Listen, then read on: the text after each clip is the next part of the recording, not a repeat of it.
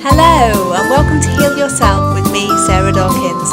I'm here to help you see that your body heals itself and share people who've already healed themselves, along with health and wellness tips. Hello, and welcome to another episode of Heal Yourself with me, Sarah Dawkins. My guest today is Ryan Hernandez, who is an end times cult survivor. After experiencing years of abuse and manipulation, he left the cult and had to start building relationships with others as well as learn how to understand himself. This was the start of his healing journey. And today, Ryan is the host of the Truth That Heals podcast, giving people a voice to share their hardships and difficulties to help others in their own healing journeys. So welcome, Ryan. It's lovely to see you. Oh, and I'm glad to be here. My pleasure to have you on. Ryan, would you like to share with the listeners what you've been through and how you've healed? Yes, well, I was in an end times cult. I joined when I was 17, and I thought that this was just another positive community, positive religious group, and I didn't have any idea that it would develop into a cult. So something that I share with people whom I meet and with the audience is that when I joined, it was very lovey-dovey kind of feeling, and that's one of the tactics that cults may use. Is It's called love bombing. So I felt welcomed, I felt special, and they started kind of, I would say, brainwashing me into thinking that I had to join them and leave my family, because if I were to join them, I can bring all this positivity into the world. And it being an end times cult, maybe me joining and praying with them and living their lifestyle, I can perhaps delay the end of the world. So that was kind of how I was hooked in. But of course, it took time, and then I left my family. I'm originally from Los Angeles, and I had plans to go to college, to go to university. I had dreams of becoming a writer, of traveling the world. But when I encountered this group, it's like, okay, all of that is not important.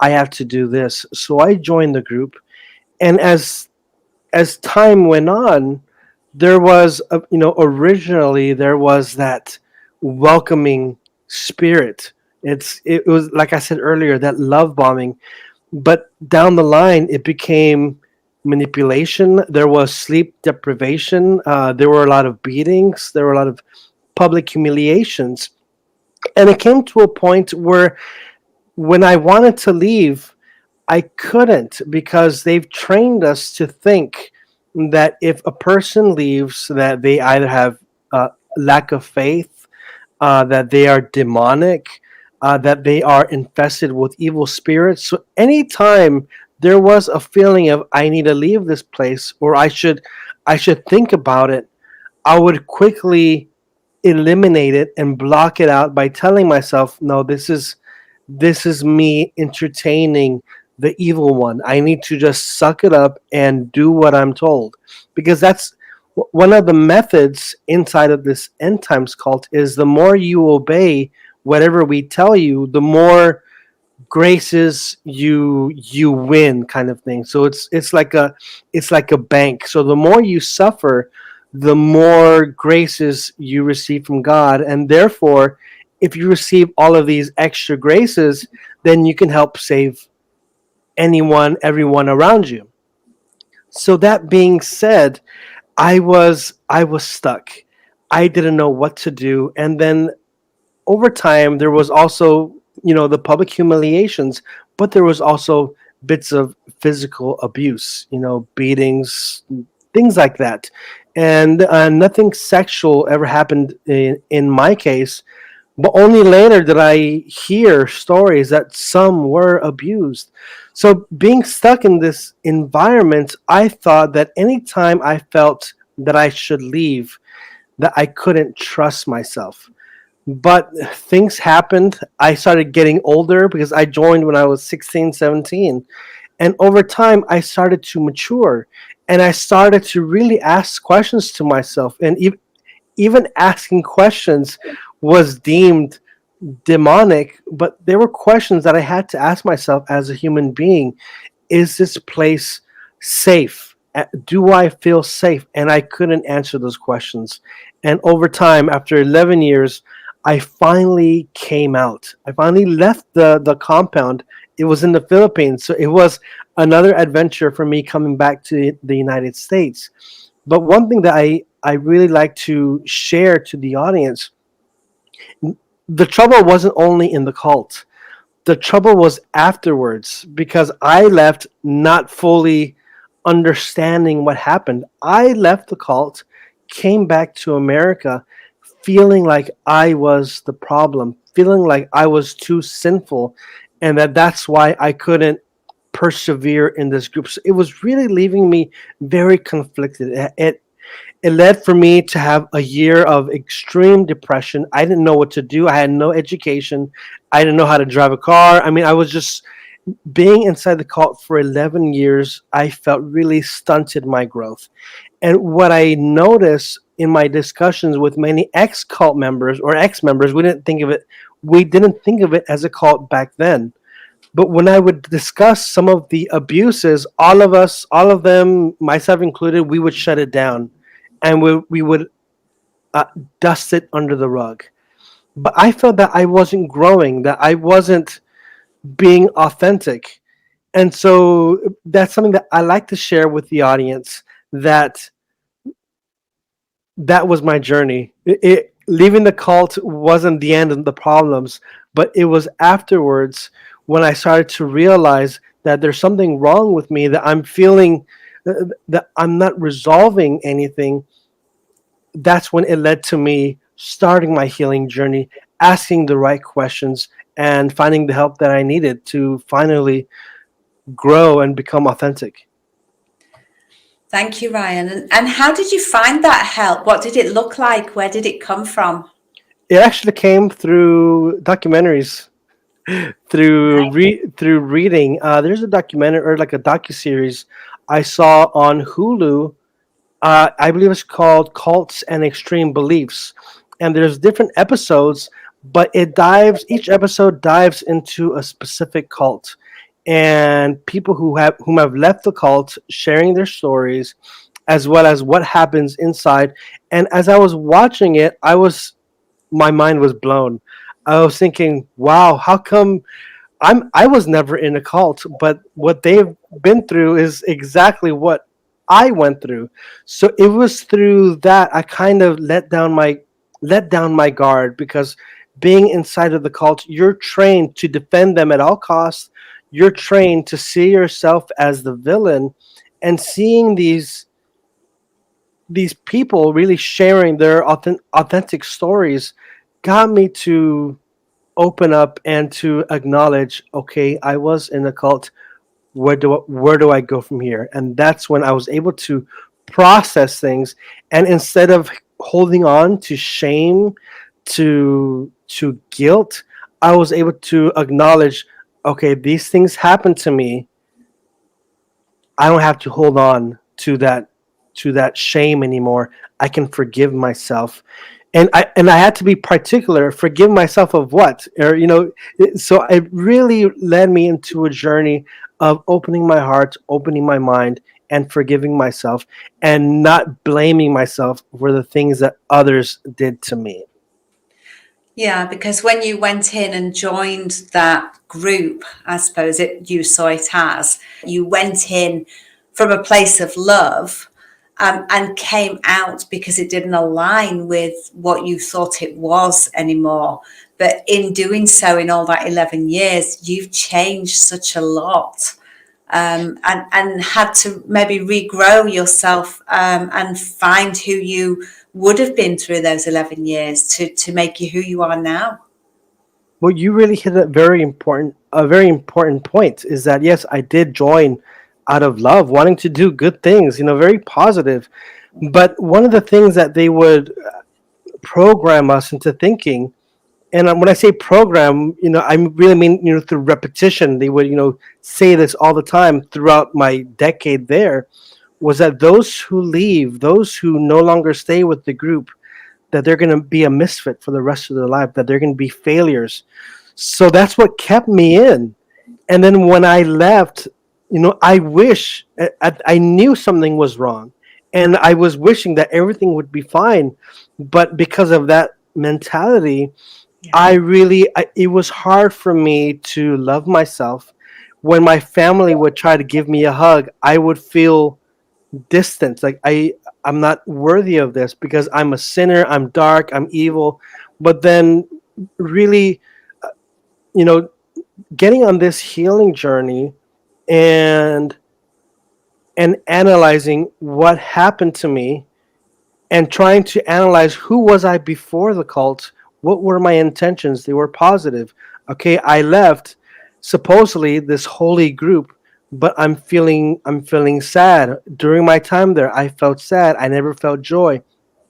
I was able to weigh the experiences pre-cult and post-cult, and I knew in the depths of my heart that I didn't want that burden on me. I wanted to find joy. And then ultimately, it led to better relationships with my family, with friends, and also the loss of relationships. Because once you start healing, you start having the strength to cut off relationships that that aren't necessary, and having the boldness to say, it's okay. I can lose those people because they're not helping me. And I didn't have the resilience to do that. Because as a cult member, you're trained to do what you're told. You're trained to make the leadership happy, make them happy, but you're not important. So one of the biggest healing processes for me was to see that I am important, and my relationships with people, it does matter. And if the relationship is toxic, it's okay to move on. And set boundaries. Absolutely. Yes. Yeah, and know that when we say yes to somebody else, we potentially say no to ourselves. But when we say no to somebody else, we're potentially saying yes to us. So we're giving back to ourselves in saying no to other people. And I think boundary setting is so important in life, in health, because you're saying, I will tolerate this much, but I'm not going to go that far. This is the limit of what I will let happen. And that needs to be done, and more so in the likes of your case, where you've had your self-worth trampled on and your confidence trampled on to the point that you felt you didn't feel worthy. And now coming out, you've got to build all that up again. So the boundaries are a part and parcel of that, building yourself back up and your self-esteem and confidence. And that's a very it, it was a very hard thing to accept, Yeah. that my confidence had been, it's like, building blocks. It's like each block had been taken off because I had no more confidence. I didn't exist, is the way I saw myself. I was just a, a product of a servant. And so I had no voice. I had no thoughts because I would eliminate my own thinking. And so after leaving, after watching these documentaries and kind of observing that, okay, this was a cult, and then now that I know what's happening, I can ask the right questions and find the right answers and go in the right direction. I'm able to start putting the building blocks together, but it took time, and it took effort. But even though it's been quite a few years, I don't regret it. It's better to start, and it might be day one and it might take years, but hey, that's life, and it's better to start now than to just keep postponing it. So I was excited to start, and I'm still excited today to continue my healing journey. Oh, that's wonderful, because it does take confidence, doesn't it? And courage to actually start to want to heal and find out who we were before we changed and we were altered by what we've been through. And to find who were we, and do we still want to be that person, and what can we do in our own healing journey to become the person that we want to be? And ultimately we've always got the choice. Yes, we do have a choice, and it's these toxic environments that want to take away choice. They want to limit our ability to consent, and then when you choose something for yourself, or like you mentioned earlier, setting boundaries, they try to make you feel guilty. They try to make you feel the bad villain. But the truth is, it does take confidence, it does take courage, and it's a necessity to, to set those boundaries and to live freely. And put yourself first. Absolutely. Yeah, because we're worthy, and what I've learned recently is that we're worthy just because we are. And when we put anything else after because, we're then limiting ourselves. We're worthy because X or Y or Z. But if we put we're worthy just because we are, then we don't need to be anything or do anything more than who we are. And I love that. That's very beautiful. Just we are, therefore we are worthy of enjoying life. And I'm not saying, when I say enjoy life, I don't mean to do whatever you want. And of course we have, a rational mind, but what I mean is to use our abilities to do good and not to limit ourselves to pleasing others. And man, I got to be honest, once I found that it's okay to say no to people, it really opened so many doors. It led me to starting a podcast. It led me to facing things that I never believed I would ever face, and to have a smile and to be joyful in what I'm doing. And I think saying no, the more we do it, the easier it gets, and the more confident we become, because we're setting boundaries for ourselves, to look after ourselves, for not for other people. The boundaries are literally to look after ourselves, aren't they?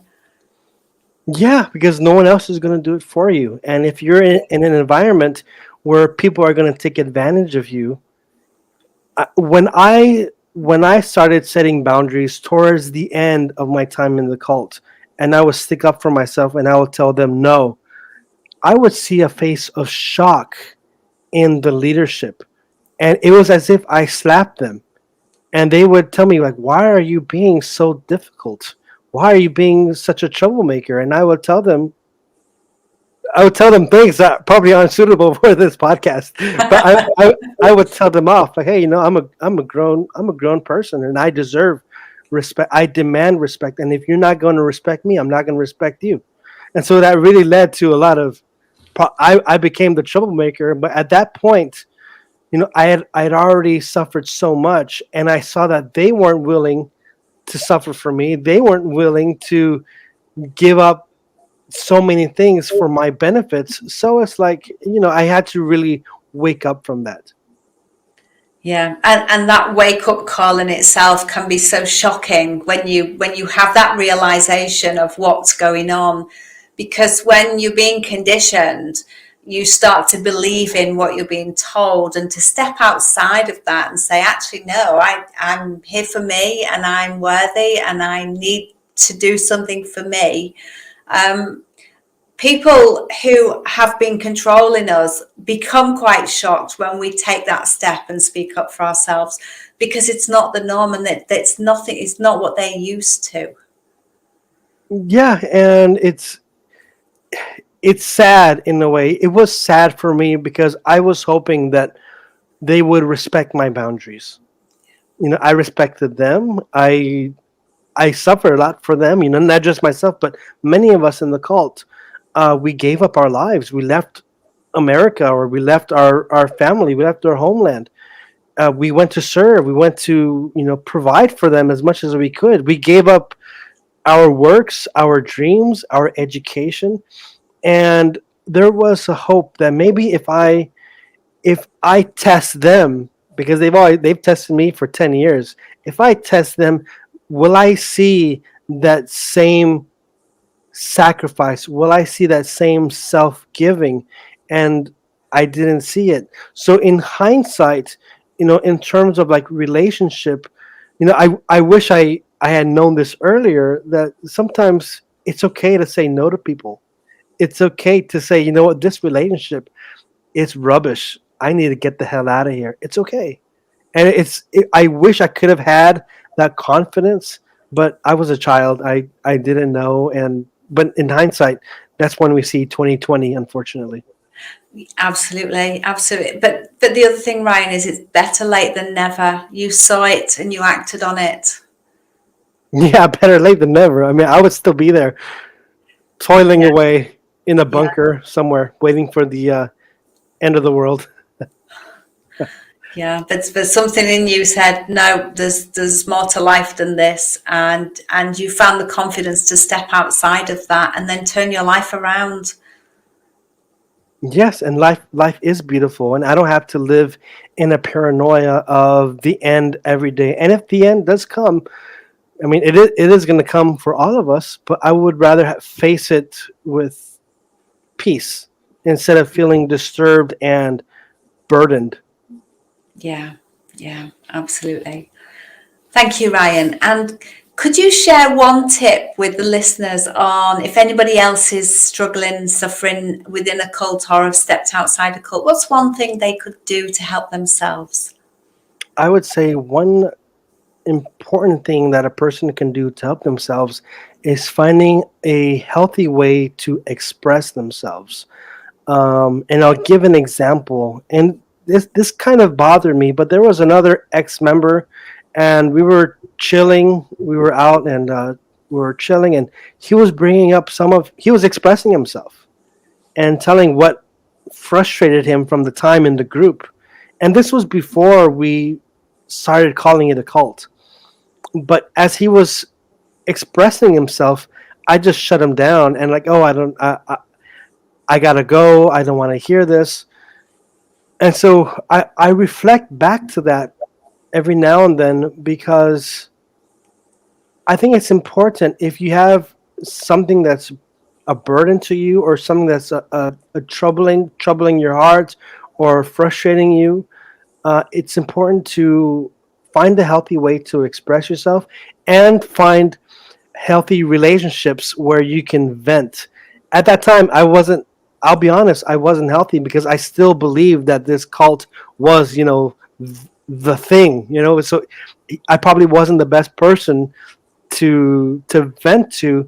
However, you see the fruits that now it's really formed me in a different way. So one of the ways a person may express himself is by journaling. If you don't have any friends, get a journal, or if you can't write, maybe uh, draw, make pictures of what it is that you're feeling, and find a way to express yourself.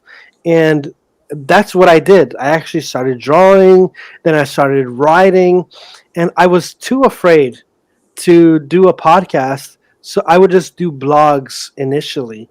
After the blogs, I started seeing a lot of people were commenting and reacting, and so that gave me, going back, confidence. That gave me confidence to get on a microphone and start speaking.